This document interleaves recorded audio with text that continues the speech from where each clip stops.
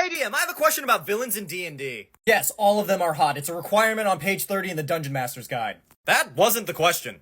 Then what?